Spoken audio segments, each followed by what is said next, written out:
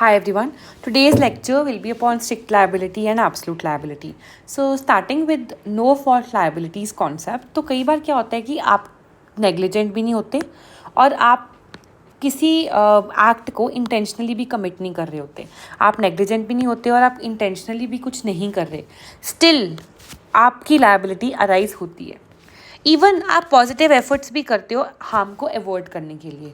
सो 3 conditions को आप fulfil कर रहे हो. आप नेग्लिजेंट भी नहीं हो, आप इंटेंशनली भी कुछ नहीं कर रहे एंड साथ में आप पॉजिटिव एफर्ट्स भी लगा रहे हो उस हार्म को अवॉइड करने के लिए. स्टिल अगर आपकी लायबिलिटी जो है वो फिक्स हो रही है तो इसका मतलब आपका फॉल्ट नहीं है, फिर भी there is liability upon you. So this liability is called no fault liability.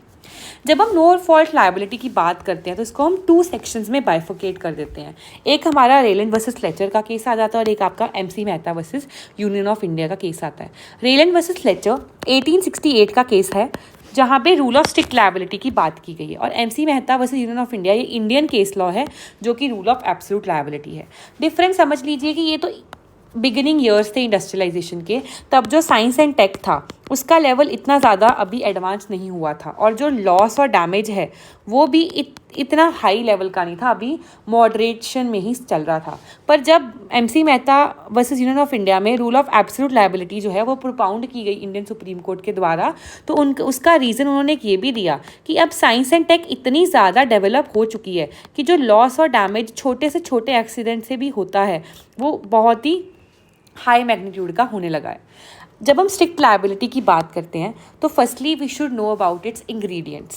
Starting with it, कई बार क्या होता है कि आपने कोई एक्ट कमिट किया और जब आप वो एक्ट कमिट कर रहे थे, कोई एक्शन कर रहे थे, आप नेग्लिजेंट भी नहीं थे, आपने कोई लॉस या डैमेज या हार्म को इंटेंड भी नहीं किया, प्लस आप केयरफुल भी थे.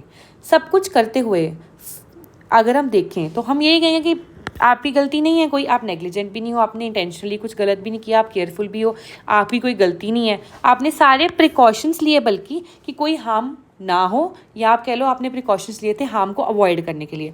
बट यहाँ पे भी आपकी लायबिलिटी अगर फिक्स हो रही है तो इसका मतलब here you are applying concept of strict liability, right.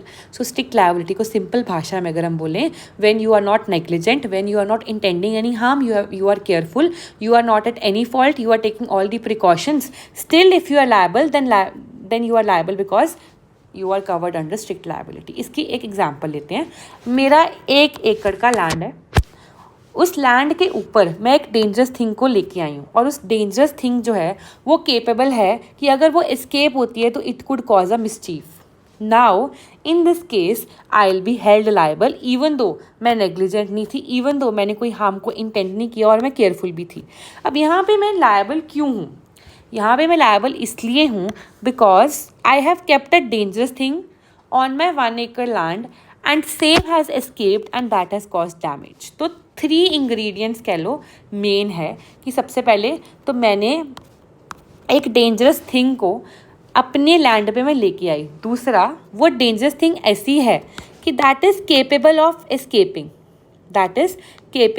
Escaping, और अगर वो एस्केप करती है तो वो मिसचीफ कॉज करेगी. तो इस केस में I will be held liable even though I was not negligent, even though I was not intending any harm, even though I was careful.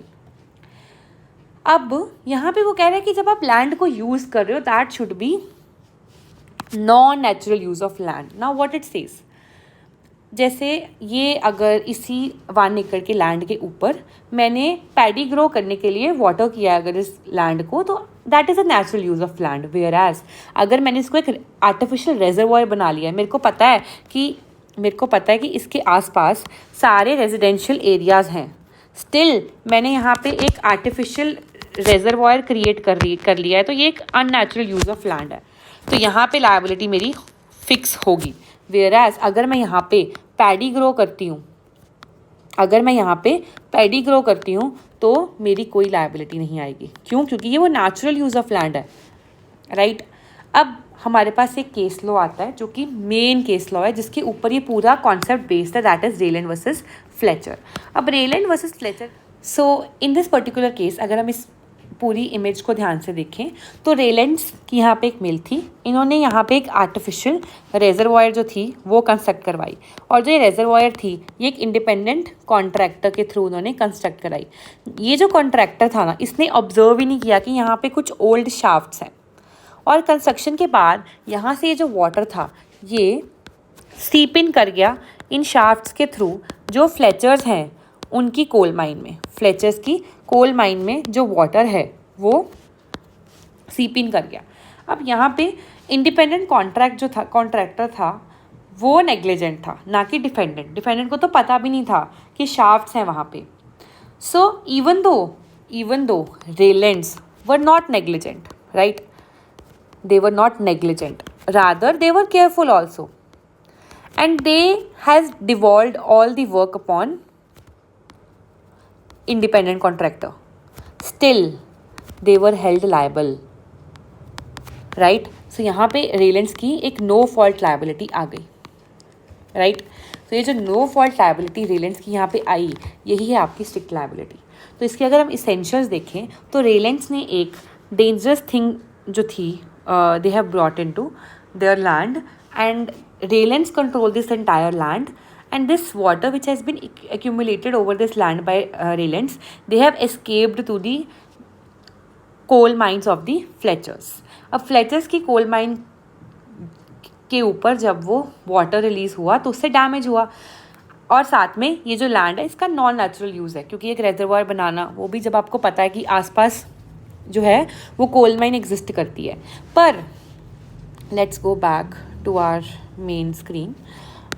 अब यहाँ पे देखो, दे आर सेइंग कि फ्लेचर्स की कोल माइंस जो थी उसके बारे में जो हमारे रेलेंड्स हैं उनको नहीं पता, इंडिपेंडेंट कॉन्ट्रैक्टर जो थे वो नेग्लिजेंट थे, फिर भी लाइबिलिटी रेलेंड्स की निकली है, क्योंकि when you hold anything which is dangerous on to your land, it is your responsibility to make sure कि इससे किसी को डैमेज ना हो, किसी का नुकसान ना हो उसके एस्केप से, and Rylands were not successful in doing that, hence they were held liable.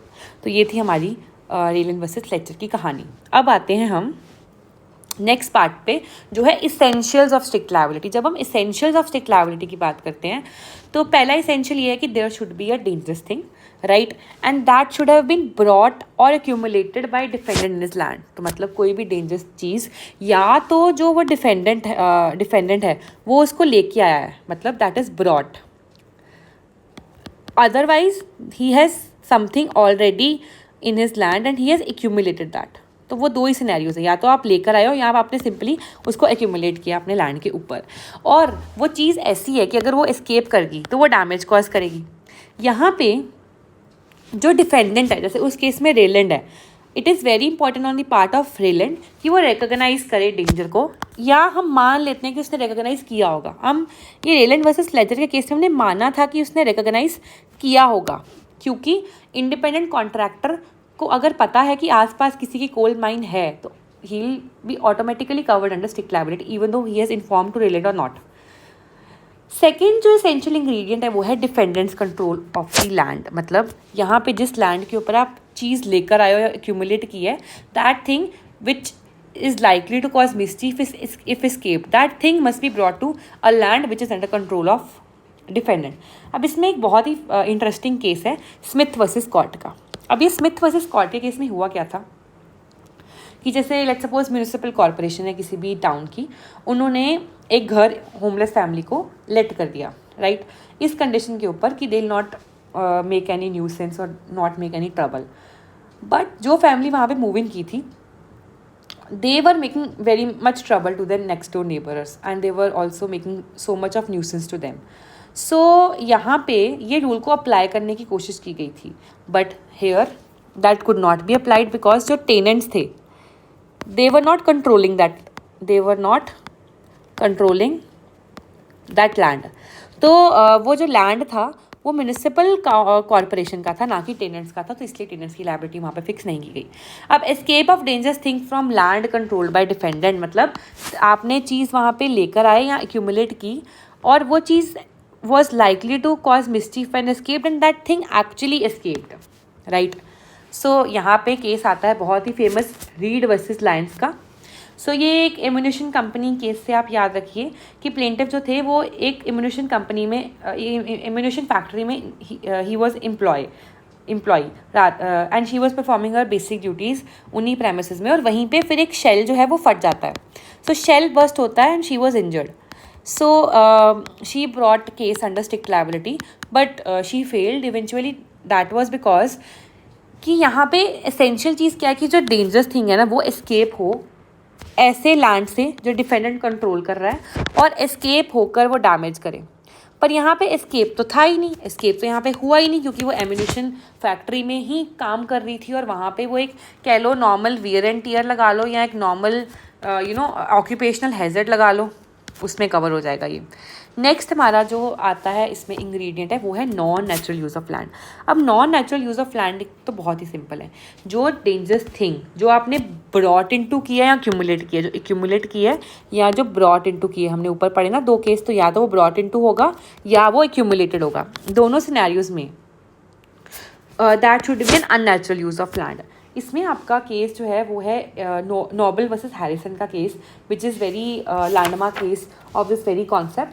तो इस केस में हुआ क्या था कि there were some non poisonous trees which were grown on land of the defendant, और वो नॉन पॉइजनस ट्री की जो ब्रांच थी ना वो ग्रो हो गई थी प्लेंटिफ के जो हाउस था उसके बीच में, प्रोजेक्ट कर रही थी, वो प्रोजेक्शन थी उसकी, right. And it was overhanging also there and it suddenly broke and plaintiff's vehicle was parked there and that was broken off due to the effect of that particular branch of that non-poisonous tree. पर यहाँ पे ये कहा गया था कि he is not liable because यहाँ पे मतलब ट्री उगाना कब से नॉन नेचुरल यूज़ है. तो यहाँ पे ट्री प्रोजेक्शन का ये केस जो है बहुत ही लैंडमार्क केस है. और यहाँ पे बेसिकली था क्या कि एक बहुत ही नॉन पॉइजनस ट्री था और ये नॉन पॉइजनस ट्री की ब्रांच जो थी वो प्रोजेक्ट कर रही थी, और जो ये ब्रांच जो प्रोजेक्ट कर रही थी ये एक तो प्लेंटिफ के हाउस में प्रोजेक्ट कर रही थी और एक ये हाईवे में प्रोजेक्ट कर रही थी, और दोनों केस में डैमेज हुआ था. But it was held that कि ये नेचुरल यूज़ है, क्योंकि ये नेचुरल यूज़ है तो यहाँ पे कोई लायबिलिटी नहीं अराइज होगी, तो no liability as such, right. अब इसके बाद damage result from escape must be proved, मतलब आपको जो डैमेज हुआ है वो पहले प्रूव तो कीजिए आप, वैसे तो आपको कोई रिलीफ नहीं मिलने वाला यहाँ पे. Now moving to exceptions to strict liability. Strict liability absolute liability इसलिए नहीं क्योंकि एब्सोल्यूट लायबिलिटी में कोई एक्सेप्शन का आपको रूम ही नहीं मिलता, पर यहाँ पे आपको कुछ एक्सेप्शंस मिलती है. अब ये एक्सेप्शंस भी अगेन इसीलिए मिलती है कि 1868 का कॉन्सेप्ट है और तब साइंस एंड टेक्नोलॉजी की इतनी डेवलपमेंट नहीं हुई थी, तो इसलिए थोड़ी बहुत एक्सेप्शंस है. एब्सोल्यूट लायबिलिटी में सुप्रीम कोर्ट भी ये कहती है कि भाई अब तो साइंस एंड टेक्नोलॉजी इतनी डेवलप हो चुकी है कि ज़रा सा नुकसान और पूरा का पूरा जो इलाका है वो बर्बाद हो सकता है. सबसे बड़ी एग्जांपल भोपाल गैस ट्रेजेडी की ही आप लिया करिए. इसके बाद एक्सेप्शंस में plaintiff own default is first exception. तो ये तो बहुत ही बेसिक चीज़ है कि अगर प्लेंटिफ खुद ही डिफेंडेंट के लैंड में जाता है और वहाँ उसके साथ इंजरी होती है तो he can't transfer the liability upon the defendant.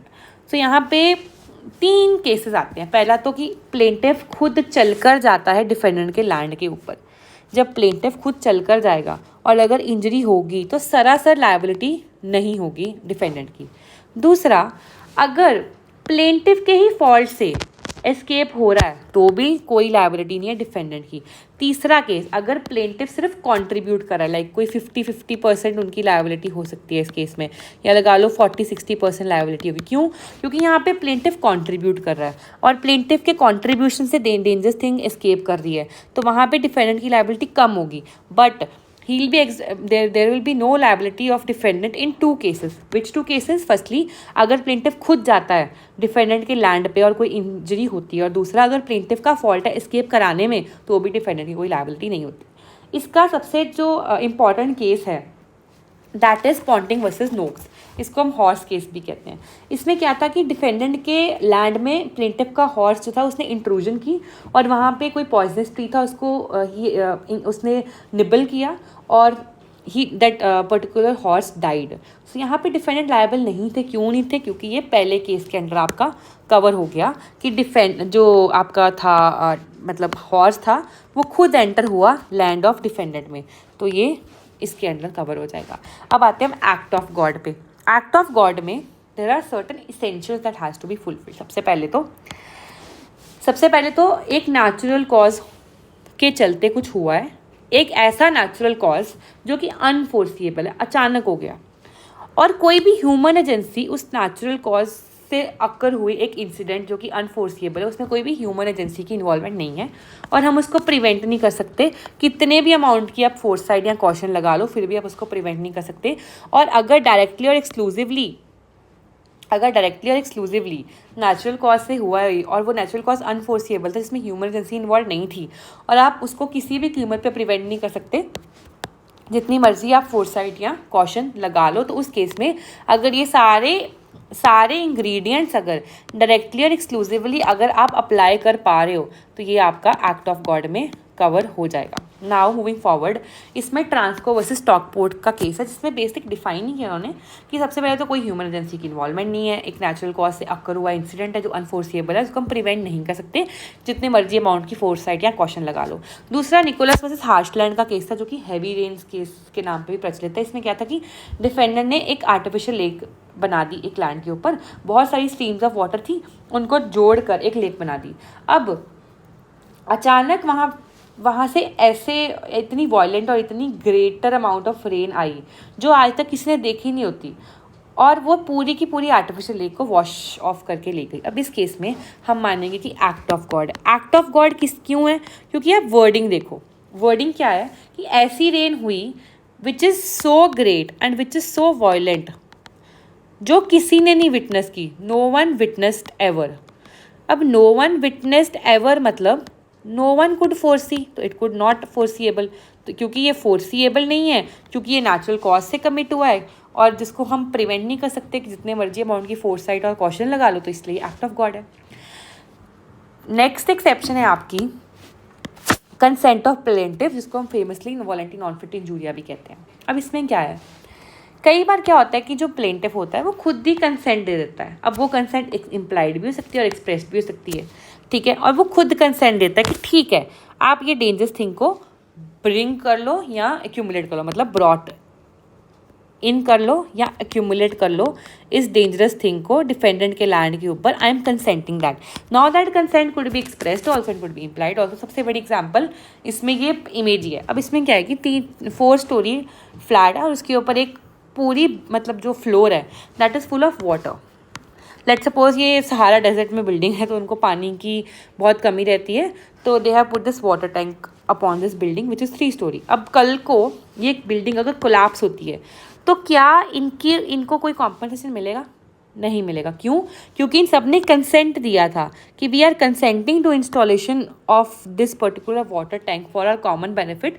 तो क्योंकि they have consented to it, और अगर कल को ये कोलैप्स होता है तो ये वॉलंटरी नॉन फिट इंजूरिया की डिफेंस के अंडर कवर हो जाएगा और कोई भी आप एक्शन नहीं ले सकते रेलन वर्सेस फ्लेचर की स्ट्रिक्ट लायबिलिटी के अंडर।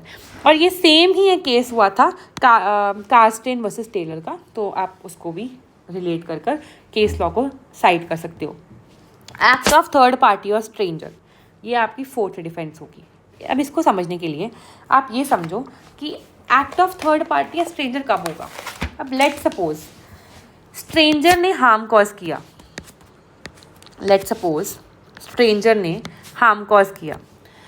अब या तो स्ट्रेंजर, अब लेट सपोज स्ट्रेंजर ने हार्म कॉज किया अगर, तो स्ट्रेंजर कौन होगा? फर्स्टली वो सर्वेंट ना हो डिफेंडेंट का, दूसरा डिफेंडेंट उसको कंट्रोल ना कर पाता हो, तीसरा डिफेंडेंट उसको कोई इंस्ट्रक्शन ना देता। क्योंकि अगर वो डिफेंडेंट का सर्वेंट है, अगर उसके कंट्रोल के अंडर, अगर उसकी इंस्ट्रक्शंस के अंडर, तो वो स्ट्रेंजर तो होगा ही नहीं। तो सबसे पहले तो स्ट्रेंजर को डिफाइन किया है कि वो सर्वेंट ना हो, वो इंस्ट्रक्शंस ना फॉलो करता हो और वो इसके कंट्रोल के अंडर ना हो। अगर ये तीनों केसेस जो है वो नेगेटिव में है तो वो स्ट्रेंजर होगा, और अगर उसने कोई एक्ट किया है तो वहाँ पे डिफेंडेंट की लायबिलिटी नहीं होगी। अब वो कह रहा है कि अगर डेंजरस थिंग कमिट किया स्ट्रेंजर ने, और अगर वो डेंजरस थिंग को अगर आप फोर्सी कर पा रहे हो तो जो डी की लायबिलिटी है। अब इसकी एग्जांपल ये है कि मेरे घर के बाहर पावर सप्लाई की लाइन आती है, ठीक है, मैं बालकनी में खड़ी थी और मैंने देखा किसी ने मेरी पावर सप्लाई की लाइन को थोड़ा उसमें कट लगा दिया है, और बाद में एक इलेक्ट्रिशियन वो रिपेयर कर रहा था और मेरे को पता है कि उसने वो कट लगाया एंड उसमें जो इलेक्ट्रिशियन है he could be harmed while working upon that. पर फिर भी अगर मैं चुप रहती हूँ तो वहाँ पे मेरी लायबिलिटी है। पर अगर वही स्ट्रेंजर ने कट लगाया मेरे को पता नहीं है तो मेरी लायबिलिटी नहीं है। अब इसमें 2 केसेस, इससे ये और कॉन्सेप्ट आपको क्लियर होगा, बॉक्स वर्सेस जब का और MP electricity board versus Sahel Kumar का। बॉक्स वर्सेस जब के केस में क्या था कि जो डिफेंडेंट था उसने एक रेजर्वायर बनाया हुआ था, राइट, और किसी स्ट्रेंजर ने उस रेजर्वायर में अपनी स्ट्रीम का पानी डाल दिया। उसके चलते वो उसकी जो रेजर्वायर थी वो फट गई और उससे आसपास के लोगों को नुकसान हो गया। तो यहाँ पे जो रेजर्वायर ब्रेक हुई वो इसलिए ब्रेक हुई कि एक स्ट्रेंजर ने वो ओवरफ्लो करवा दी, और जो ये स्ट्रेंजर का ओवरफ्लो करवाना था ना, ये नहीं पता था आपके डिफेंडेंट को, और जो आपका डिफेंडेंट था वो पूरा केयरफुल भी था पूरे केस में। तो इस केस में जो आपका डिफेंडेंट है उसकी कोई भी लायबिलिटी नहीं आएगी। Whereas MP electricity board versus Sahel Kumar में इन्होंने ये कहा कि अगर जो पावर ट्रांसमिशन लाइंस होती है जो, ये आपकी स्टेट की रिस्पॉन्सिबिलिटी है कि उसको आपने ठीक रखना है। अगर कल को कोई स्ट्रेंजर उसके साथ कोई छेड़छाड़ करता है और उससे कोई नुकसान होता है तो स्टेट की लायबिलिटी आएगी। नेक्स्ट जो आपकी लास्ट डिफेंस है वो है आपकी स्टैट्यूटरी अथॉरिटी। इसमें क्या है कि अगर स्टैट्यूट की अथॉरिटी के अंडर आप कुछ करते हो और उससे कोई नुकसान होता है तो वो पक्की डिफेंस है आपके पास स्ट्रिक्ट लायबिलिटी के अगेंस्ट। पर अगर डिफेंडेंट ही नेग्लिजेंट है तो कोई आपको डिफेंस नहीं मिलेगी, तब तो आपकी पक्की लायबिलिटी होगी।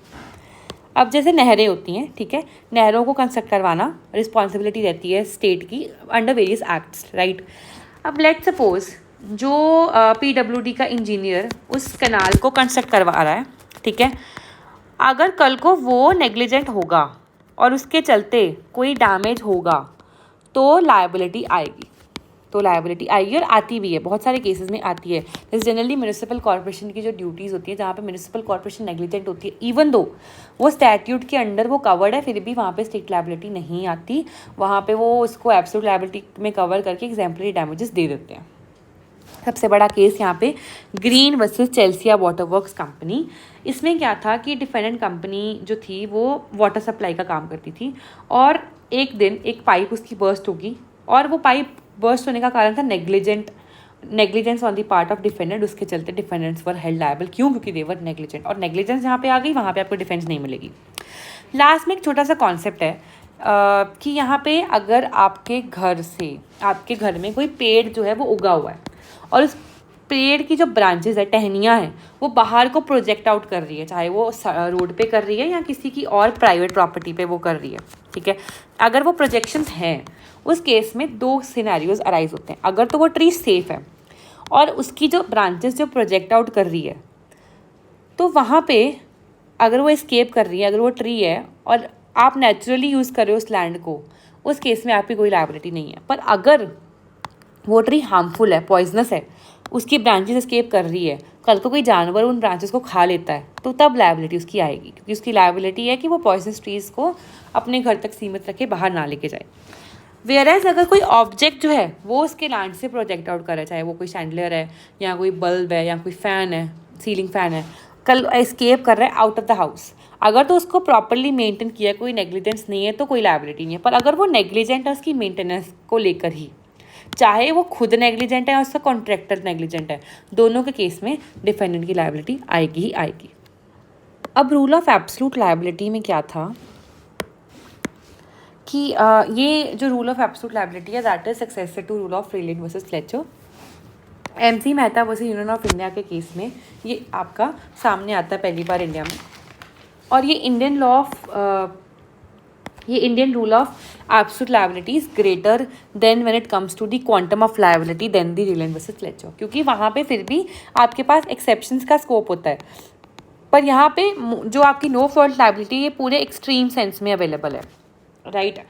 अब यहाँ पे अब ये रूल आया कैसे? इससे पहले हम समझते हैं इसकी ज़रूरत क्या है। अब जब भोपाल गैस ट्रेजेडी की जब हम बात करते हैं तो उस केस में क्या हुआ था कि corporates were involve and they somehow took the benefit of the exceptions of the Freeland versus Fletcher, और लोगों में उतना रिलीफ नहीं मिला जितना मिलना चाहिए था। अब ये सारी कहानी शुरू होती है एब्सोल्यूट लायबिलिटी की श्रीराम इंडस्ट्रीज़ के केस से। श्रीराम इंडस्ट्रीज़ की जो मैन्युफैक्चरिंग यूनिट था वो दिल्ली के एक बहुत ही पॉपुलस एरिया में लोकेटेड था और वो एक हज़ार्डस सब्सटेंस को यूज़ कर रहे थे अपनी मैन्युफैक्चरिंग में। तभी उसी के दौरान इनके एक यूनिट में ओलियम गैस लीक हो गई थी, और जब ओलियम गैस लीक हो गई थी तब MC मेहता ने केस ऑलरेडी फाइल किया हुआ था और वो चल रही थी ट्रायल, और उसी के दौरान ओलियम गैस लीक हो गई। इसके चलते जो 3 जज बेंच केस था उन्होंने पार्शियल ओपनिंग ऑफ प्लांट तो परमिट कर दिया बट कंप्लीट ओपनिंग नहीं परमिट की, और जो केस था ये ट्रांसफ़र हो गया 5 जज bench of high court of Delhi, right. अब 5 जज बेंच ने ये हेल्ड किया कि देखो राइट टू लाइफ की जब हम बात करते हैं that includes right to claim compensation. अब 1984 भोपाल गैस ट्रेजेडी में हुआ क्या था कि कॉम्पनसेशन क्लेम करने की प्रोसेस ही अपने आप में इतनी डिफिकल्ट थी, और जो कॉर्पोरेट्स इन्वॉल्व थे they somehow escape the liability. तो people were very much in rage कि ऐसा कैसे हो सकता है, राइट। सो इसके चलते ये जब ये जो पर्टिकुलर केस है 1987 का है, तो उसमें राइट टू क्लेम कॉम्पनसेशन को उन्होंने राइट टू लाइफ के अंडर कवर करके एक फंडामेंटल राइट उसको बना दिया, और मतलब फंडामेंटल राइट के पर्व्यू के अंडर में डाल दिया, और उन्होंने कह दिया था कि देखो जो विक्टिम्स है पोल्यूशन हैजर्ड के, they have right to claim compensation and that right to claim compensation is covered under right to life under article 21। अब ठीक है, लायबिलिटी है, स्ट्रिक्ट लायबिलिटी तो थी पर उसमें एक्सेप्शंस थे, तो हमने एब्सोल्यूट लायबिलिटी में उसको कन्वर्ट कर दिया। पर हमने इस लायबिलिटी को अब मेजर कैसे करना, सबसे बड़ी जो प्रॉब्लम थी वो यही थी कि इसको मेजर कैसे करना है एब्सोल्यूट लायबिलिटी को। तो रेलन वर्सेस फ्लेचर के केस में ये 19वीं सेंचुरी का केस था, जैसे कि हमें पता है 1868 का केस था। तब साइंस एंड टेक्नोलॉजी इतनी डेवलप नहीं थी, और अब साइंस एंड टेक्नोलॉजी के डेवलपमेंट के चलते we want some new rules also. And Indian socio economic conditions ऐसी है कि जनरली पोल्यूशन से अगर कोई हैजर्ड होता है और जो उस हैजर्ड के विक्टिम्स होते हैं वो लोग होते हैं जो सोशो इकोनॉमिकली बहुत ही लोअर आपके पेडेस्ट्रल में फॉल करते हैं। Again I will give that 1984 Bhopal gas tragedy example only. उस ट्रेजेडी में सबसे ज़्यादा जो विक्टिम्स थे वो कौन थे, जो बस्तियाँ थी around that particular industrial establishment, वही लोग थे, जो एम्प्लॉयज़ थे वहाँ के, जो लेबरर थे वहाँ पे वही थे। कोई मतलब मेंशन में रहने वाला, कोई विलास में रहने वाला तो नहीं था विक्टिम, कोई बड़ा एंटरप्रेन्योर तो नहीं था विक्टिम। ठीक है, थोड़े बहुत होंगे जो उस टाइम पे उस जगह पे they will be present, but overall यहाँ पे इंडिया की प्रॉब्लम ही है कि जो गरीब इंसान है वही गंदे पानी पीकर बीमार होता है, वही इंसान है जिसको प्रॉपर खाना नहीं मिलता, वही इंसान है जिसको कोई भी पेंडेमिक होती है, सबसे बड़ा इम्पैक्ट सोशो इकोनॉमिक जिनकी कंडीशन इतनी अच्छी नहीं होती उन्हीं पे ही होता है। अगर हम इनको एब्सोल्यूट लायबिलिटी प्रोवाइड नहीं करेंगे तो जो बड़े बड़े एंटरप्रेन्योर्स हैं, बड़ी बड़ी एंटरप्राइजेज हैं, वो क्या करेंगी, वो रेलन एंड फ्लेचर के अंडर कोई भी एक्सेप्शन के अंडर कवर होकर अपनी स्ट्रिक्ट लायबिलिटी को एस्केप करा लेंगी। इसलिए इनको नो फॉल्ट लायबिलिटी के स्टैंडर्ड्स को बहुत ज़्यादा रेज करना पड़ा कि अगर आपकी लायबिलिटी मतलब अगर आपका फॉल्ट नहीं भी है तो भी आपकी लायबिलिटी है, क्योंकि जिन लोगों के साथ गलत हुआ है, जिनका नुकसान हुआ है, उनको कॉम्पनसेशन की ज़रूरत है और आप दे सकते हो कॉम्पनसेशन, तो आपकी लायबिलिटी होगी। अब एंटरप्राइजेस क्या करती हैं, वो हज़ार्डस काम कर रही हैं कुछ वहाँ पे, और काम की नेचर ऐसी है कि वो इनहेरेंटली हज़ार्डस है। भोपाल गैस ट्रेजेडी लगा लीजिए, उस केस में they were using that the gas which is inherently hazardous, और उनको पता है कि कल को एक्सीडेंट हुआ अगर तो ऐसा हार्म होगा कि कोई बचेगा नहीं। तो यहाँ पे स्ट्रिक्ट एंड एब्सोल्यूट लायबिलिटी तो आएगी, कॉम्पनसेशन होगा और वो एग्जेम्पलरी कॉम्पनसेशन आपको मिलना पड़ेगा। अब एक्चुअल में ये आपकी ओवरहेड कॉस्ट है या लगा लो सोशल कॉस्ट है, राइट। अब अगर मैंने बहुत बड़ा कोई इंडस्ट्रियल एस्टेब्लिशमेंट लगाया जिसमें कोई भी मैं हैज़ार्डस गैस यूज़ कर रही हूँ, कोई केमिकल यूज़ कर रही हूँ, तो मैं प्रॉफिट भी तो कमा रही हूँ, मेरे पास प्लेंटी ऑफ रिसोर्सेज भी हैं, मैं प्रॉफिट भी कमा रही हूँ, ठीक है। तो थोड़ी बहुत ये सोशल कॉस्ट तो सहनी पड़ेगी। और यहीं पे एक प्रिंसिपल आता है जिसको हम कहते हैं डीप पॉकेट थ्योरी, राइट। अब ये डीप पॉकेट थ्योरी ही लगाते हैं हम, अब कोई भी ऐसा केस आता है वहाँ पे डीप पॉकेट थ्योरी एक्चुअली ये थोड़ा सा लगा लो एंटी कैपिटलिस्ट भी है, बट इसकी ज़रूरत है इंडिया जैसी कंट्री में जहाँ पे अभी भी we have conditions which are very different from developed countries. तो यहाँ पे डीप पॉकेट थ्योरी लगानी पड़ती है, क्योंकि देखो ये डीप पॉकेट थ्योरी कहते हैं कि आपकी compensation is directly proportional to the capacity of enterprise. It is actually a difference कि देखो अगर आप ज़्यादा कमा रहे हो, कल को कुछ होता है तो ज़्यादा कॉम्पनसेशन देनी पड़ेगी, तो इसलिए संभाल कर रखो सब कुछ, अपनी प्रिकॉशंस लो ताकि कोई कॉम्पनसेशन आपको ज़्यादा ना देनी पड़े। अब यहाँ पे स्ट्रिक्ट लायबिलिटी में तो क्या होता था कि आप या तो कॉम्पनसेटरी डैमेज देते थे या आप ऑर्डिनरी डैमेज देते थे, पर एब्सोल्यूट लायबिलिटी में आपको एग्जाम्पलरी डैमेजेस देने पड़ते हैं। अब भोपाल गैस लीक ट्रेजेडी के केस में क्या हुआ था कि जो आपके MC मेहता के केस में प्रिंसिपल आया था वो अप्लाई कर दिया था मेहता प्रिंसिपल, राइट। अब वो प्रिंसिपल क्या था, ये एक केसेस की ना क्रोनोलॉजी चल रही है प्रॉपरली। पहले सुप्रीम कोर्ट ने कहा कि देखो नो फॉल्ट मतलब अगर आपका फॉल्ट नहीं भी है तो भी लायबिलिटी आएगी, राइट। और लायबिलिटी कितनी होगी वो डिपेंड करता है आपके पास रिसोर्सेज कितने हैं। फिर सुप्रीम कोर्ट ने ये रिवर्स कर दी जजमेंट। अब जो ये रिवर्स है ना, ये मेहता केस में की थी इन्होंने कि नहीं इसमें अनसर्टेनिटी बहुत है, राइट। अब इसको वापस से श्रीराम वाले केस में इन्होंने वापस से जो मतलब नो फॉल्ट के ऊपर liability directly proportional to resource था उसको इन्होंने रिस्टोर कर दिया, ठीक है। तो ये ऐसे क्रोनोलॉजी चलती है, पहले नो फॉल्ट लायबिलिटी होगी डायरेक्टली प्रोपोर्शनल टू रिसोर्सेज, जिसको हम डीप पॉकेट थ्योरी भी कहते हैं। सेकेंडली इन्होंने कहते हैं नहीं ये बहुत ही अनसर्टन है। थर्डली कहते हैं नहीं ज़रूरी है कि लायबिलिटी आपकी डायरेक्टली प्रोपोर्शनल टू रिसोर्सेज ही हो। अब नो फॉल्ट सिस्टम जो है आपका उसमें क्या है कि देखो कंपनीज़ क्या कहती हैं उसको लेकर। कंपनीज़ कहती है कि अगर कल को आपने कॉम्पनसेशन फिक्स करनी है हमारे रिसोर्सेज की इवैल्यूएशन के ऊपर, तो हमें थोड़ा बहुत क्वांटम ऑफ लायबिलिटी हमारी पहले ही बता दो ताकि हम उसी हिसाब से इंश्योरेंस ले लें। क्योंकि अगर हमारे पास इंश्योरेंस क्लेम ही अगर हमारे पास इंश्योरेंस ही नहीं होगा तो कल को कॉम्पनसेशन कोई मांगेगा तो हम कहाँ से पैसे देंगे। तो ये प्रॉब्लम को सॉर्ट करने के लिए पब्लिक लायबिलिटी इंश्योरेंस एक्ट आया 1991 में, जो ये प्रॉब्लम को सॉल्व करता है। जो कंपनीज़ की ज़रूरत थी कि हमें पहले क्वांटम ऑफ लायबिलिटी के बारे में थोड़ी बहुत तो हिंट दे दो ताकि हम लायबिलिटी को कल को फिक्स करने के लिए टैकल करने के लिए अपना कोई इंश्योरेंस ले लें। क्योंकि अगर इंश्योरेंस पॉलिसी होगी तभी हम कॉम्पनसेशन प्रोवाइड कर पाएंगे, तभी हम मनी प्रोवाइड कर पाएंगे विक्टिम्स को। तो इसी प्रॉब्लम को सॉल्व करने के लिए पब्लिक लायबिलिटी इंश्योरेंस एक्ट 1991 आया था। तो ये थी आज की discussion on the strict liability and absolute liability. अगर हम देखें हमारे पास दो रूल्स आ गए, एक तो आपके रेलैंड के केस में जो आपका रूल था और एक आपका MC मेहता के केस में हमारा रूल आ गया, राइट। अब रेलैंड वर्सेस फ्लेचर के रूल और MC मेहता केस के रूल में मेन फ़र्क बस इतना है कि रेलैंड वर्सेस फ्लेचर में आप नॉन नेचुरल यूज़ कर रहे हो लैंड का और उस लैंड में से आप कुछ ब्रॉट इन कर रहे हो या कुछ एक्यूमुलेट कर रहे हो जो कल को एस्केप करता है तो उसके पास कैपेसिटी है डैमेज कॉज करने की। वेयर MC मेहता में कोई ऐसी कंडीशंस नहीं है, सिंपल ये बात करता है डेंजरस थिंग नुकसान होता है, एब्सोल्यूट लायबिलिटी है, कोई डिफेंस नहीं मिलेगी, राइट। अब रूल ऑफ स्ट्रिक्ट लायबिलिटी में आपके पास सर्टन डिफेंसेस हैं, कुछ एक्सेप्शंस है, वो डिफेंसेस और एक्सेप्शंस वहाँ पे नहीं है। और वहाँ पे कॉम्पनसेशन आपकी ऑर्डिनरी है या कह लो कॉम्पनसेटरी है, वहाँ पे एग्जाम्पलरी डैमेजेस आपको देने पड़ते हैं in case of MC Mehta rule, right. So this was all about today's lecture. Thank you very much.